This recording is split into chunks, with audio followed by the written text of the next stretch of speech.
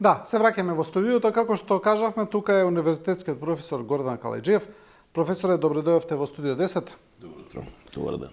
Јас кажав пред малку во најавата за што ќе зборуваме, тоа е главно темата право и правда, но професоре, пред да почнеме со тоа, има една актуелна тема, тоа е повторно излезе ова рангирањето на универзитетите на Шангајската листа. Универзитетот Кирил и Методи повторно го нема на таа листа. Ваш коментар, што мислите за тоа?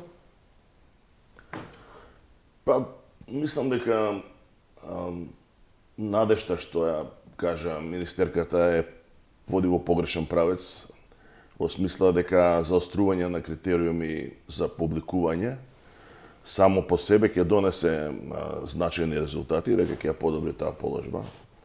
Мислам дека проблемите се посложени. Имено, мислам дека проблемите почнаа кога на некој начин се одиде предалеку со тоа дисперзирање и зголемување на бројот на универзитети и факултети низ државата. Тогаш падна и целиот квалитет и промената на некои генерални пристапи.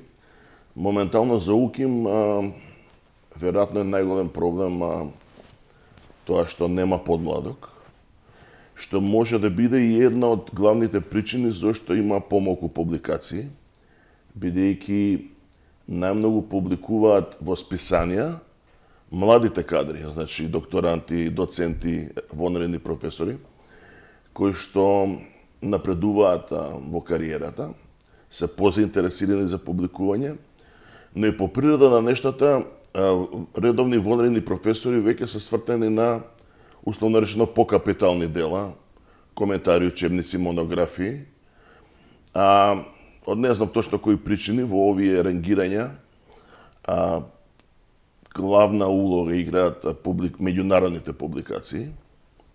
Тука морам да признам дека и на некои науки, како што и правото, не им одговара тоа форсирање на меѓународниот фактор, бидејќи се свртени кон домашниот пазар, условно речено.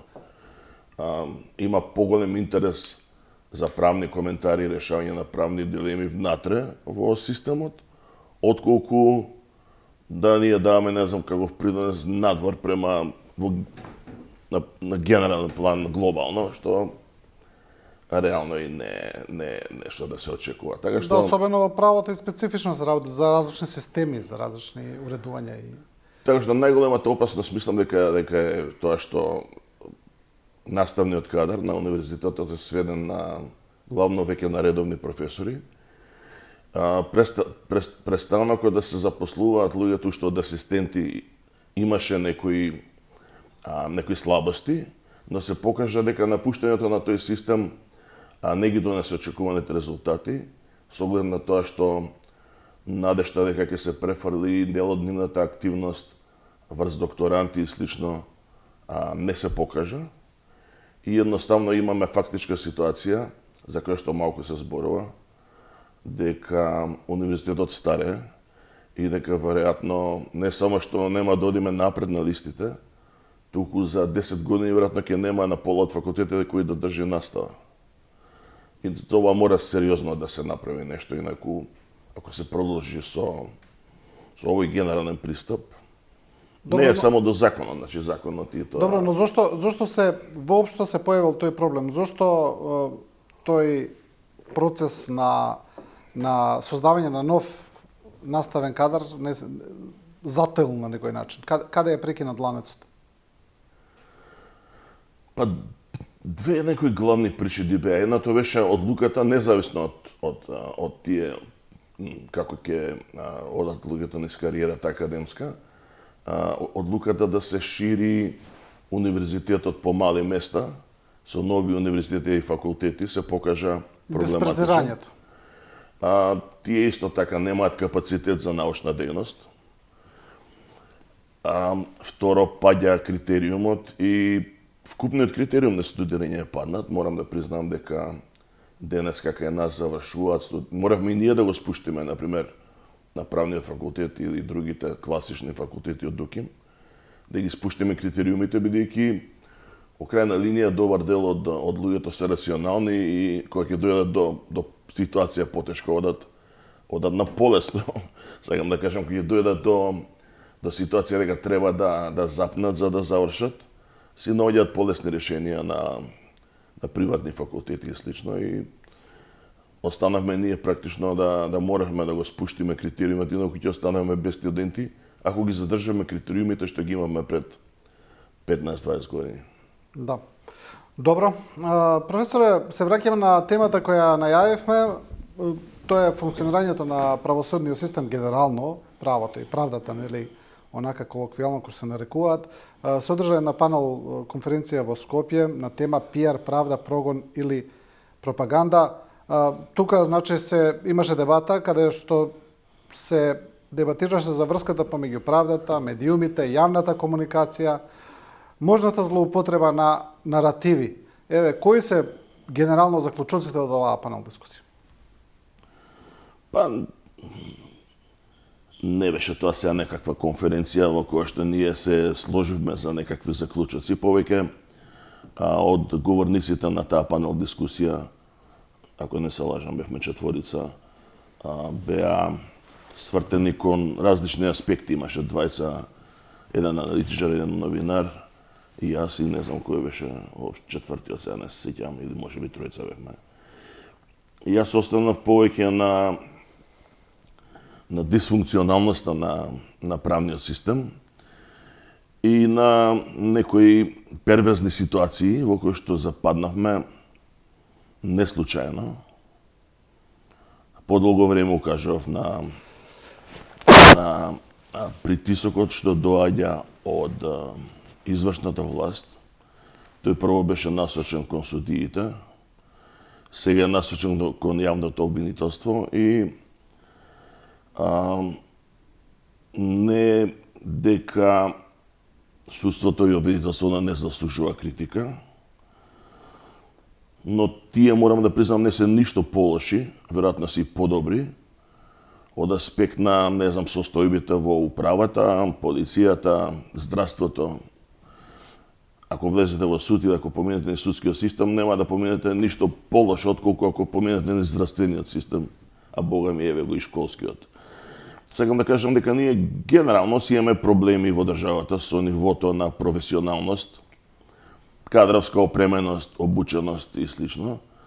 Така што не мислам дека сега таа критика која што е насочена и која што упатува дека на тоа дека наводно судиите и обвинителите се главните виновници зошто нема правна држава, тоа едноставно не е точно. И се обидов да објаснам дека тој притисок кој што доаѓа силно од извршната власт, до некаде го купува и медиумите и јавноста, и се сите силно насочени кон тенденција или кон желба да се има што поефикасен правен систем во смисла на тоа да се оди на што е можно повеќе процеси, што е можно повеќе осуди, со што е можно потешки казни. А на крај ќе дојдеме за жал и до подека го и до затворскиот систем, кој што луѓето стварно немаат изгледа блага врска, појма немаат што значи тоа 5-10 години во една казново поправна установа. Имаме во таа смисла и притисок обвинителството да оди и со се почудни случаи, недоволно подготвени. Зборувавме за тоа дека е перверзна ситуацијата, дека во суштина повеќе ви се суди во јавноста и во медиумите, дека не се води сметка за презумпцијата на невиност.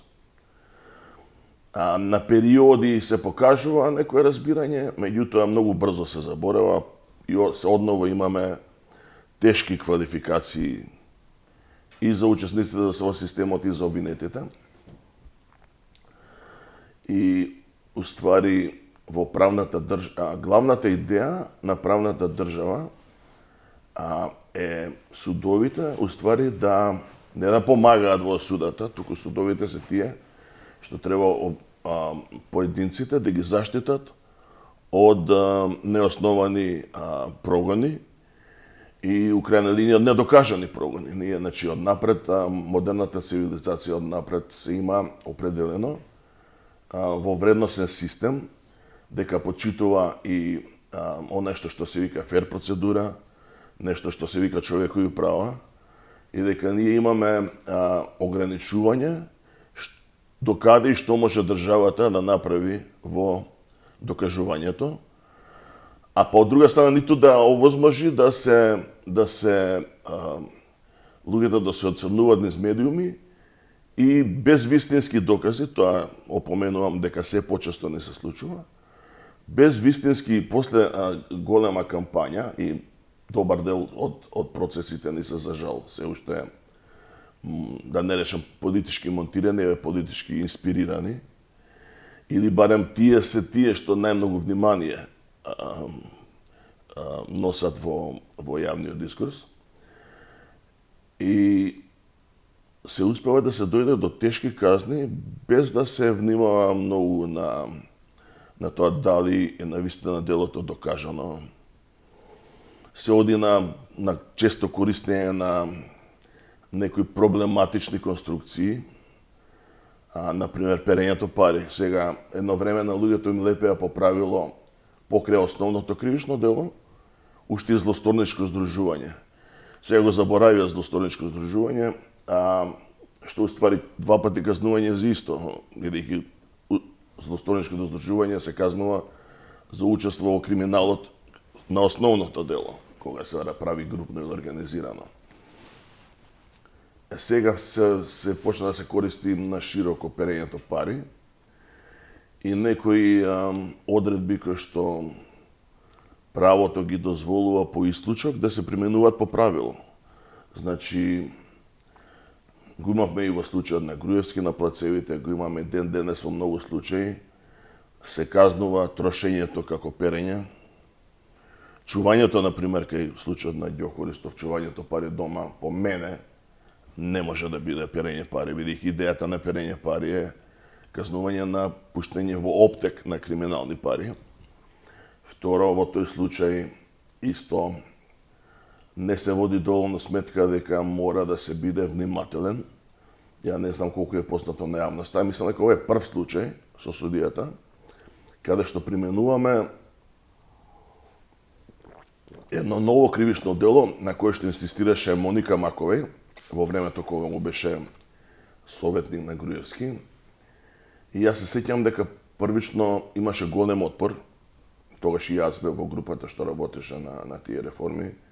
Се сеќам дека професорот Камбовски беше особено исто така против, бидејќи кај ова дело на основано збогатување вие немате действие на извршување, значи немате ниту докажувате, ниту знаете во што е криминалот, туку едноставно тргате од таа нека општествена опасност од корупцијата и се слагате дека да се прескокнат нормалните, да речам, заштити од казненото право, дека државата мора да докаже дека вие сте влегле во криминално действие, да докаже штета и слично.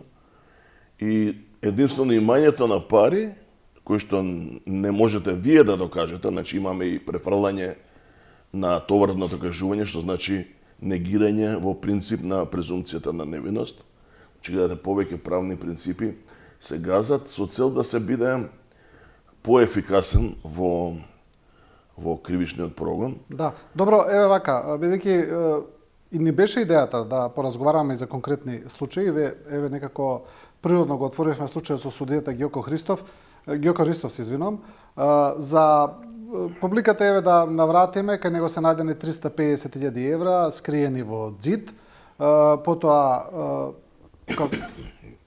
тој е осомничен за перење пари, нели меѓу останатото, како што и вие кажавте.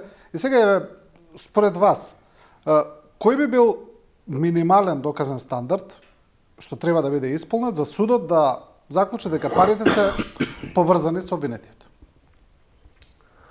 Еве да го свртеме така прашањето.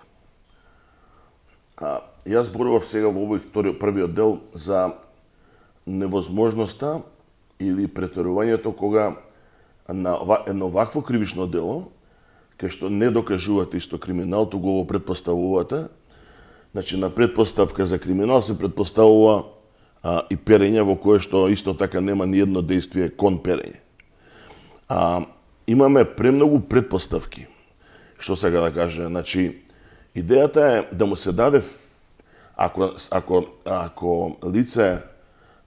лице кое што е на кое што му е доверен државен капитал, овдека законот кај судиите не е до крај јасен, бидејќи збори за службени лица, но не за сите службени лица, туку на тие кои што им е доверен државен капитал, и е првото прашање дали судија може да се смета за лице на кое што му е доделен државен капитал, бидејќи се подразбира според мене дека се тоа директори, јавни претпријатија и слично, кои што имаат сериозни овластувања да располагаат на овој или оној начин со државни пари.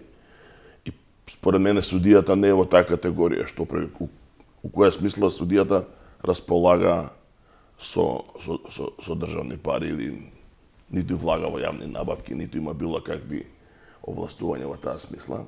Значи, прво не спаѓа во таа категорија, за која што законодавецот, со оглед на тоа што се работи за исклучок од правилата на кривичното право, се решил да има поструг критериум.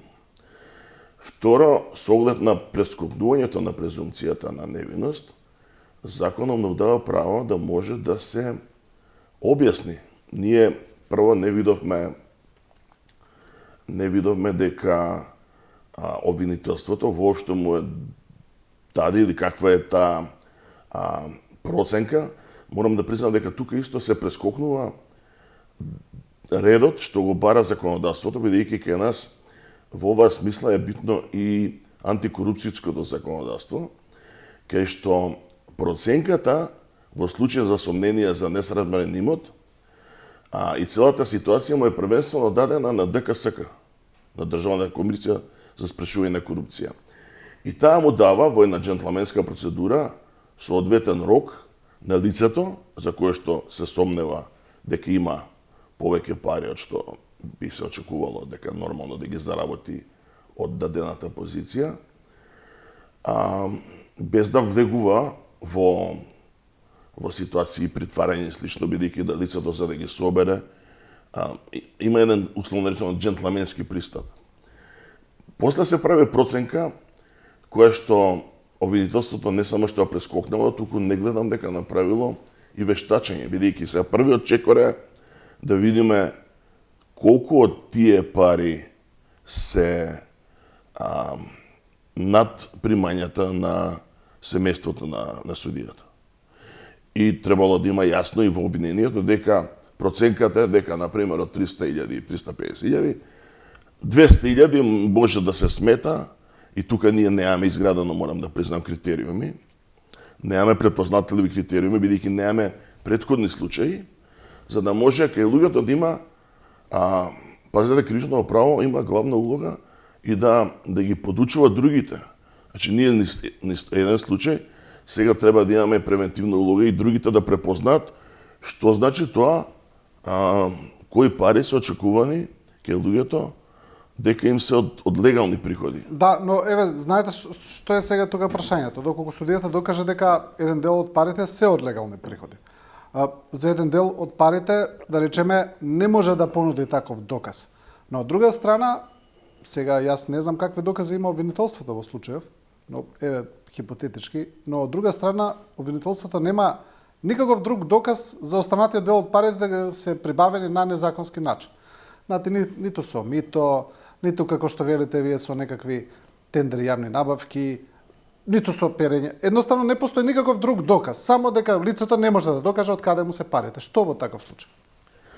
Па, имено така и предвидено на кривичното дело, јас за тоа реков дека треба да се биде внимателен и тука се кршат копијата дали овој тип на инкриминации воопшто е во согласно со нашиот систем, каде што презумција на невиност ни е уставно начало. Знаете, во повеќе норми, меѓу кои оние ке перење пари, исклучоците што се спомнуваат сега, или ова кривично дело неосновано збогатување, во меѓународните конвенции, бидејќи не постои согласност кај сите држави, заради класичните принципи на кривичното право и пред се презумпцијата за невиност, а постои притисок од меѓународната заедница да се биде што е можно поефикасен за да се биде поуспешен на глобален план со големиот организиран криминал. И на државите им се остава во конвенциите вообичаено со еден додаток дека ако тоа не е во спротивност со принципите на домашното право. И нормално дека ние немаме таков пристап. Обично сме сервилни спрема се што доаѓа од меѓународен план и многу ретко нашиот законодавец воопшто го пушта низ критичка призма овој проблем. Скоро беше и пред Уставен суд една апликација за тоа дека исклучоците ке перењето пари исто така базирани на Варшавската конвенција, без докажување на предикативниот криминал, се проблематични и не се во согласност со домашното право. Нашата држава, овој Уставниот суд се произнесе дека се дава предимство на Варшавската конвенција, што е исто погрешно, бидејќи меѓународни конвенции се под уставот, се над домашното право, но под уставниот поредок. Иако со меѓународните конвенции се на некој начин се ограничуваат некои од базичните принципи на домашното право, тие не можат да се применат. Баш кај што во многу од овие инкриминации, кога се презимаат од меѓународен план, нешто се додава, се вади, се внесуваат понекогаш чудни формулации. Меѓу другото и ова кривично дело за кое што зборуваме. Таму искача дека кривичното дело е ствари од неосновано збогатување, а действијата на извршување на кривичното дело е непријавување во анкетните листи на примањата, што е у суштина прекршок. Вие не можете да имате действие на извршување што е прекршок, а да води кон одговорност за сериозен криминал. Сакам да кажам дека во примената на вакви сериозни инкриминации кои што се проблематични од аспект на базичните принципи на правото и на човековите права, треба да се биде многу повнимателен, а нашиот правен систем, обвинителите и судиите, воопшто не покажуваат некој степен на критичност и мислам дека едва и чекаат некои норми да им го олесни условно речено докажувањето. Да. И за тоа е проблематично, значи имате неколку предпоставки во случајот. Прво, предпоставка дека парите се негови, бидејќи во правниот систем кај нас во домаќинство се смета само ако сте заедничко домаќинство, членови на семејство, а они не живеат заедно. И тука прво е прашање дали е воопшто можно парите што се најдени кај родителите да се сметат за негови. Второ е проблематично кој дел од тие пари се негови. Кој дел се може би на брат му, кој дел се може би на некој трет.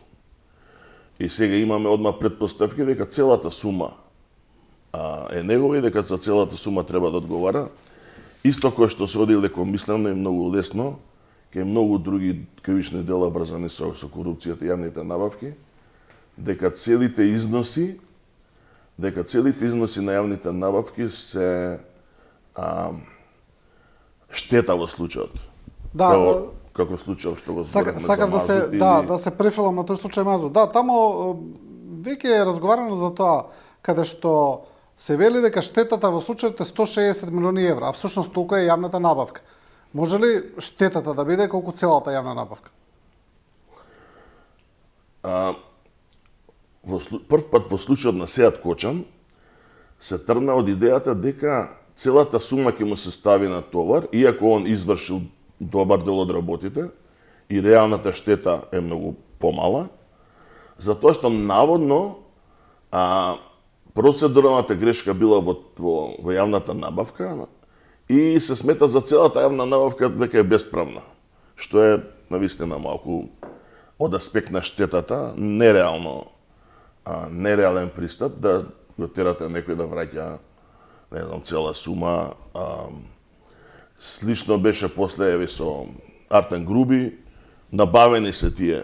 Слично беше претходно, мислам, и со Мерцедесот на Груевски. Мерцедесот ден денес го возат, а треба некој да ја плати штетата. Мислам дека тоа не е коректно. Значи тоа е принцип кој обвинителството го завзема во еден момент и сега го повторува. Обвинителството оди во крајности, како да ви кажам, малку неодговорен пристап. Прво, долги години воопшто не пристапуваше кон конфискација на имот и во случај на корупција и на сериозен криминал, и за тоа трпеа оправдани критики. Сега кога се почна да се притиска да се премени конфискацијата, непотребно отидува од друга крајност која што е нереална. Значи, вие не можете, ако сме имале, не знам, една навока 10 милиони евреи и 9 милиони се извршени, наплатени, ископани и слично, да барате сега од изведувачот да ги врати сите 10. Нити е реално, нити ќе имаат кај да ги врати. Да. Така што тие дефиниции за штетата се Добро, вие проблематични. Ова е ваша изјава кога зборуваме за случајот Мазут, вашата теза е во принцип дека обвинителството досега не успеало да ја објасни својата теза. Така ли е, од прилика да речем, за случајот Мазут? Па, ние ден денес го гледаме министерот, како се расфрла дека имаат многу докази, дека се ти очигледни, дека се гледаат од километар. Јас за себе кажав, а тоа го потврдува и обвинителството што се откажало од случајот, дека јас од тоа што го гледам низ медиумите, ние нормално немаме увид во целиот материјал. Меѓутоа, тоа што го имаме во увид, дека не ни е многу јасно во што е тоа уствари криминалот и каде е направена криминал, односно корупција. И за жал и за среќа, зависи за кого, тоа го покажа и одлуката на обвинителството, која што никој не посегна, гледате колку ни е нас вредносниот систем, би рекол, проблематичен. Значи имаме ситуација кај што обвинителството луѓе ставило во притвор, ги малтретира цела година, мерки има према фирмите, предпоставувам. И на крај, кога ја запира постапката дека нема докази, никој не го нити поставува прашањето. Чекај бе, а кој ќе одговара зошто овие луѓе биле кривично гонети, име прљаво името, зошто било у притвор, трпеле штета по нивните фирми? Него не сега да одговара обвинителот зашто не нашо кривично дело, а министерството нашло. И целата таа перверзна ситуација да владата си дозволува и Министерството за внатрешни си дозволуваат да го товарат јавниот обвинител за организиран криминал и конкретната обвинителка за грешка, заговор или што и да е. Од кај има нив правото, од кај се разбираат они во тоа, од кај се разбира Антонио Милошовски во тоа дали има криминал или нема. Разбирате?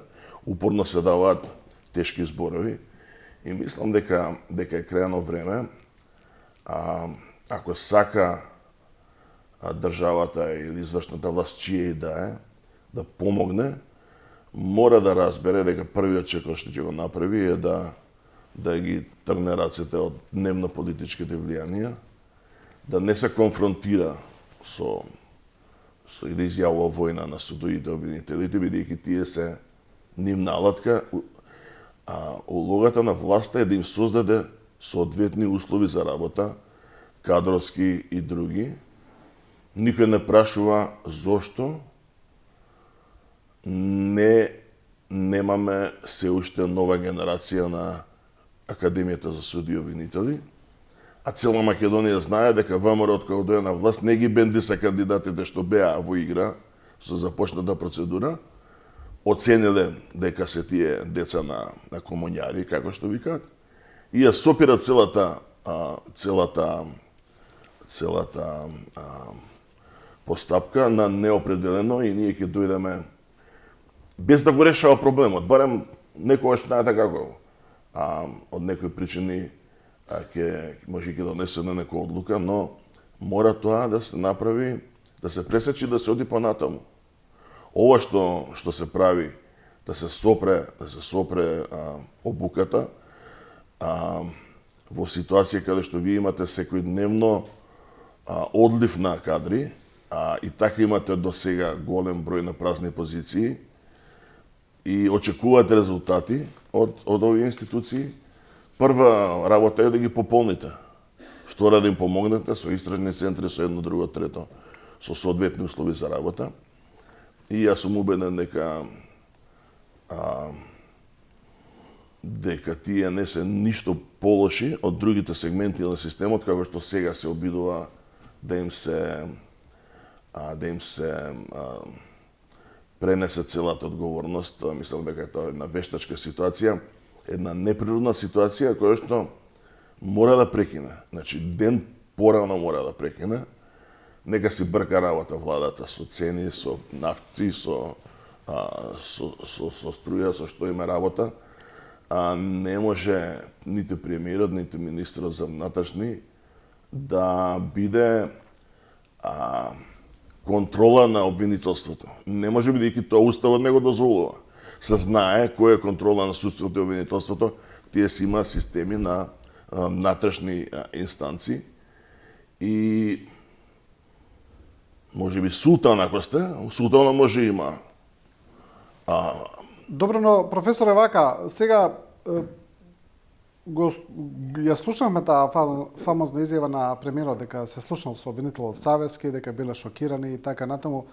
Потоа обвинителот најави дека повторно ќе го отвори случајот Мазут Савески. Ово уште еднаш ја покажува таа спрега помеѓу извршната и судската власт за која зборуваме, нели, со децении, можеби. И сега, како што вие велите, ние имаме поделеност на судската и извршната власт, на законодавната власт, но таа поделеност во пракса некогаш не функционира. Тие се гледаме дека се испреплетени, дека влијанија де факто постојат. Сите реформи кои ги правиме низ годиниве не успеваат да не отргнат од таа појава.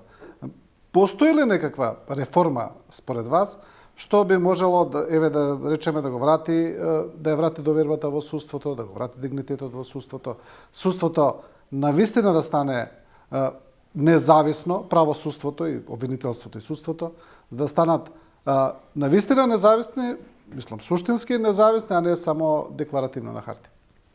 Постои ли нешто што може навистина да се направи? Ја мислам дека постои, дека не е едноставно, но ако извршната власт се тргне и си ја врши својата работа, мислам дека веднаш во многу краток период ќе се создаде многу понормална атмосфера во судската власт да си функционира според законите. Добро, но тие нема да се тргнат, знаеме. Сега јас тоа значи дали дека постојат механизми да го значи направиме тоа. Дека ние имаме сериозен проблем со правната и политичката култура на целото општество. Ако извршната власт нема доволно политичка и општа култура да почитува независност на судската власт, ние имаме сериозен проблем. Тоа значи имаме некомпетентни политичари. И тоа се гледа. Се гледа дека нивната главна грижа е, мислам дека со дискредитација на судството, на некој начин они си создаваат за себе плодна почва за неодговорност. И ние јавноста препознава како мање, помалку или повеќе, сите политичари и партии се сложија околу оние проблематични измени во кривичниот законник, што им донесоа многу полагодна ситуација на политичарите и оние што имаат овластување во јавниот сектор. Си го голтна тоа како локумче и си продолжија со нивната риторика, меѓутоа многу јасен сигнал дадоа за општеството дека јас од секојаш сум тврдал дека корупцијата, леглото на корупцијата не може да биде во обвинителството, не може да биде ни во судството, таму може да има и лоши примери, она што викаме rotten apple, расипани јаболка, меѓутоа системски се они поотпорни, бидејќи, што да ви кажам, вие прво ако сте завршиле право и сте трнале по таа кариера, вие цел живот градите култ кон законот. Ако тие што граделе култ кон законот и правната држава, ви се најрасипаните, тогаш вие не заслужувате да имате општество. Да. И затоа верувам дека тоа едноставно не е можно и дека се почести случаите на расипани јаболка и дека тие треба да се гонат. Меѓутоа, ние сме се сложиле дека во тоа гонење не може да одиме само по најлесен пат и по скратен пат, дека гонењето за криминал и корупција е сериозна работа и дека бара сериозен пристап и многу докази. Да, добро, уште еднаш ќе ве прашам на крај, повторно ќе го парафразирам истото прашање. Дали е можна некаква реформа во правосудниот систем која би го направила системот отпорен на овие влијанија, да биде посамоодржлив, како да кажам. Еве, и сега имаме, например, дека јавниот обвинител се бира од редовите на обвинителите, но имаме и тука и политички избори. Имаме некои во судскиот совет се назначуваат од извршната власт. Значи имаме такви моменти во правосудниот систем. Дали можеме да направиме сега еве одеме например дека во Америка обвинителите се бираат директно на избори, да речеме. Како еден пример. Имаме ли некаков начин да го направиме системот поотпорен за да не може извршната власт толку лесно да влијае во него? Па до оние најдрастични примери каде што дури некои предлагаат и директен протекторат. Велат, донесете странци председатели на судовите на обвинителството и така натаму. Што се однесува до правниот пристап и гаранциите низ правниот систем, ние практично пробавме се можно, вклучително и овие концепти за судски и обвинителски совет, кои што се, условно речено, многу понапредни од оние што се во западни демократии и кои што се измислени практично баш за државите во транзиција, за да се успее, можеби, со додатни гаранции, да се направи исчекор во судската и обвинителската самостојност и независност. И мислам дека ние помалку или повеќе се што беше на нормативен план го направивме. И мислам дека од тој аспект треба исто да се свати дека веќе не може да се очекува дека со измени на закон ќе се направат не знам какви сериозни исчекори. Еве и сега ги изменуваме неколку закони за судството. Тоа се помалку или повеќе козметички измени. Вие од тие не можете да очекувате многу. Имавме дури примерот што го тестиравме со избор непосреден кај државниот обвинител за организиран криминал. Тоа исто така се покажа порозен на влијанието на политиката.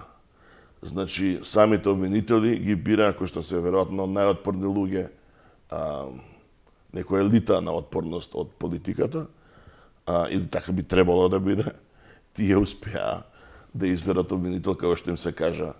Пак добивме чуден резултат, речеме. Така што останува ова другото, можеби, условно речено потешкиот или подолгиот пат, да се гази со свртување на вредностите на правната држава. Тоа е нешто што јас секогаш се обидувам едно по едно, теза по теза, да да го пласирам во општеството. Мислам дека на нашето општество му треба повеќе свест за кои се вистинските идеали на правната држава, бидејќи вака се сведува на прилично на една сурова ретрибуција и на сваќање на системот како систем за строго казнување, што е погрешно, бидејќи и целиот систем неочекувано, го гледаме ке семејното на насилство и слично, неочекувано се очекува од казноправниот систем и од казните во сообраќајот во било кој сектор да дадат резултати. Значи, општествата имаат многу посложени, пософистицирани механизми на превенција, на градење на институции, да бидејќи и овие кривичното право или казните, вклучително и сообраќајот, се само крајно средство, со казни од типот на тешки казни, веројатно ни со животните не постапуваме денеска, а не со луѓето. Така што тој принцип по суштина погрешен. Да. Добро. Професоре, ви благодарам за ова гостување. И вас ви благодарам за поканата. Ова беше првиот дел, почитувани гледачи. Сега ќе видите реклами, но и ќе го видите следното. Дали европските програми ни го покажуваат патот кон подобра иднина дома или само ни ги пакуваат куферите за заминување? Зошто младинските стратегии остануваат само празни букви на хартија, а младинските центри се претвораат во места за политички фотографии?